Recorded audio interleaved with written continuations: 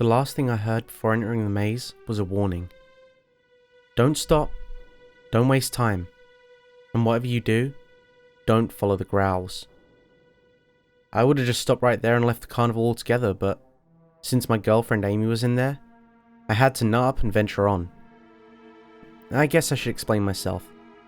A couple of days ago, Amy had won 2 tickets to the local carnival in a contest. Since she was a huge nut for carnivals, she jumped around for nearly an hour and dragged me along with her for the day she went. The thing is, however, I hated carnivals. I just couldn't stand them. They just seemed like torture chambers in disguise. What with all the fun houses, haunted mazes and shooting galleries. I just felt uncomfortable walking around them, but since Amy wanted to go, I had no choice in the matter. When we first arrived, I'd successfully managed to avoid most of the rides, food stands and fun houses. All we mostly did was shooting galleries, designed to drain wallets out of stubborn idiots and eat cold hot dogs on stale buns. Yeah, it wasn't the best day we ever had, but remember, I was trying to get out of there as quickly as possible. After a while, Amy started to get bored, and just as my hopes of leaving this crap hole were finally being paid off, she saw it. It was a medium-sized circus tent, with a wooden sign nailed to it that read, Monster Maze. At the center was an oddly dressed clown with a megaphone shouting, "Come one, come all, to the amazing Monster Maze. Inside this very tent, you'll be able to match your wits with an actual T-Rex. Only 10 measly bucks is stopping you from a truly amazing time." Even now I wonder what drew me to this place.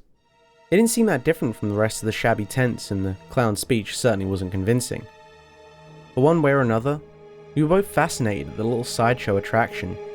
So much so that we both approached it, money in our hands. However, one thing I noticed was that the clown, he looked odd, to say the least. He was wearing a top hat, a blue jacket, and orange with red striped suspenders. His feet were hidden under 2 large brown shoes, whereas his nose was blocked under a round green ball. Yeah, I know that was normal for clowns, but there was something very off about it, like it was a sort of disguise.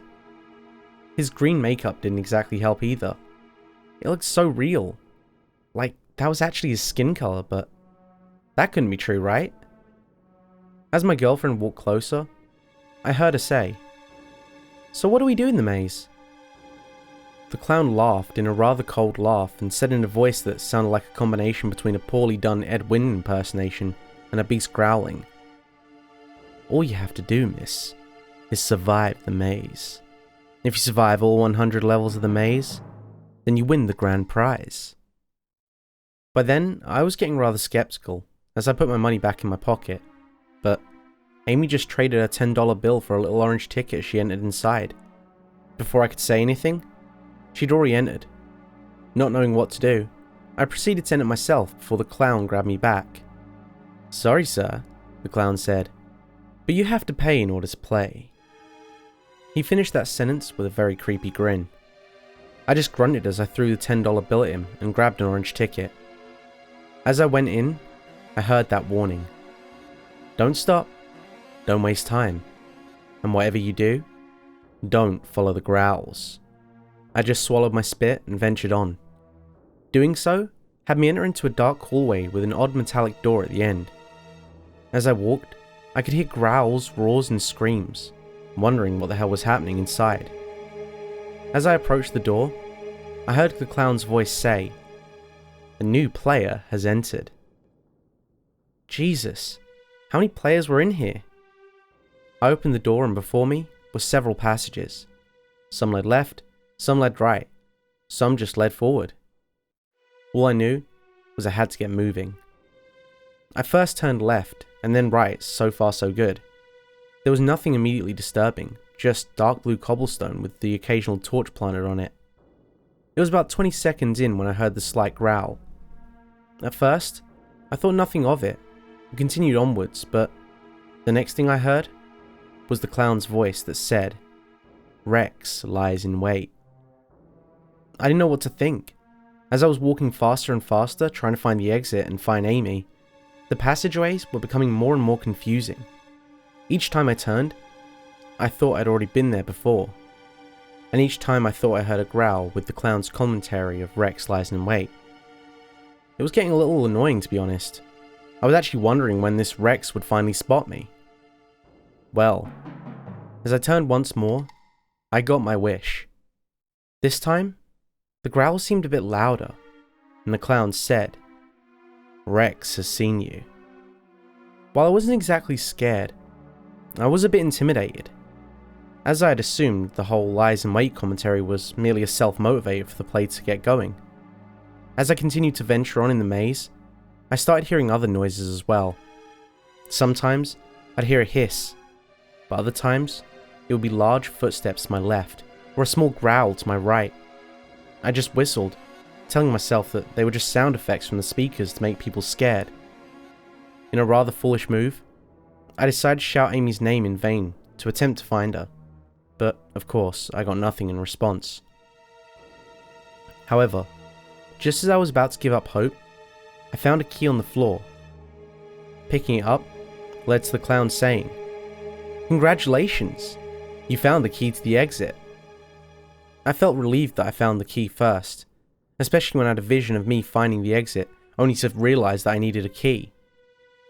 However, that feeling of relief turned into horror as a terrible roar travelled across the maze, along with a disturbing message from the clown.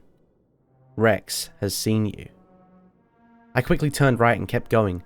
I looked behind me, to the left of me, and to the right of me, praying to God that it wasn't close. The whole thought of this being fake kept fading away with each roar as I roamed across the maze hoping to find an exit. At last, when I'd given up hope, a metallic door with the words "exit" planted on it caught my grasp. A smile was coming across my face as I ran to it and used the key. Never before had the clicking sound of an unlocking key sounded so satisfying. As I opened the door, the clown's voice echoed throughout the second level. "You've reached the next level." Hearing that just felt good to me. Unfortunately, as soon as I took a left, that feeling went away. Blood was smeared on one of the walls, along with a mangled hand lying on the floor. Okay, this was real. There was no use trying to act in denial. I couldn't act anyway, as I remembered what the clown had said about wasting time. I saw that the blood seemed to be pointing to the left. It wasn't entirely trustworthy, but it was a lead nonetheless. So I went left, not knowing what was coming next. Turns out, I was correct in my instinct. That turn led to a shotgun on the floor. I checked it out. The safety was off, and it had 2 bullets left. A key was also on it, which I put in my pocket as I walked on. The scenery was mostly the same, aside from the occasional splatter of blood. The roars became more frequent, and the footsteps were getting louder, and the constant messages of footsteps approaching and "Rex had seen you" really didn't help my nerves. I kept going, turning left and right, and even going backwards to see if I missed anything. I then saw the exit door shine magnificently. With a small click from the key, the door opened and I ran inside, hoping to find Amy. Instead, I found a small boy lying against a wall. There was a look of madness in his eyes, as he cradled what looked like a large knife in his hands. I thought about confronting the kid, but decided against it as I continued to walk on. As I left him, the kid said, "You won't win, you know." I turned back as I said, "What do you mean?" "The maze doesn't have an end. You're better off trying to find the entrance." "Look, I have a girl I need to save. She's probably dead, you know. They're always bound to lose sometime." Anger rose in me as I just grabbed the kid and said, "You don't know that. She could be killing the beast by now." The kid just smirked. "If you really believed that, then why did you enter here?" The kid had a point. He also wasn't worth it. So I put him down and continued onward, not caring if he died or not. By this point, I was used to the growls and footsteps. What I wasn't used to was a mauled carcass. I did a brief inspection. This was real, alright.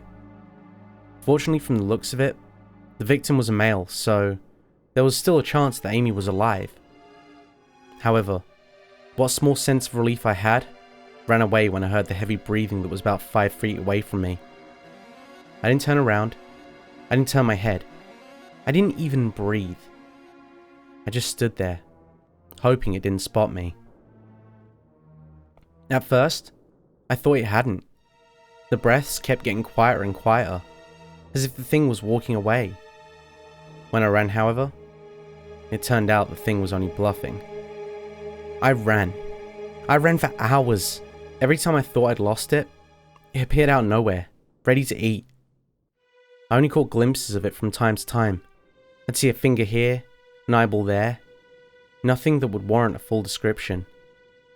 Luckily, while running, I happened to find the key to the nearest exit. With a quick grab, I was halfway to the exit. I saw it. That amazing, lovely door that would buy me more time to live. It was only a block away. As I ran, my heart raced like it hadn't before. The creature's roars were becoming more frequent. And then, with the turn of the key, I was on the next level. Unfortunately, this is where I gave up. Not even 2 turns later, I found Amy lying on the floor, a key in one hand, and the other torn off. Her face was mutilated so much that I almost thought it wasn't her, but the hair gave it away. As I sat down and gracefully touched her hair, I realized that the kid was right. Getting out of here was impossible. I barely escaped death at the last room. The one person who kept me going is now dead. And who's to say I'd even find the exit this time? I finally said screw it, and laid against the wall where I'd remain for the rest of my days. My only hope is that no one else will be suckered into the maze. Thanks for sticking around to the end. If you enjoyed today's story, make sure to leave a like. And if you want to see more stories like it, make sure to subscribe and hit that bell icon. That way you'll never miss a story. Oh, and don't forget to follow me on Twitter. That way you can keep up with the latest goings on in my life and the channel's.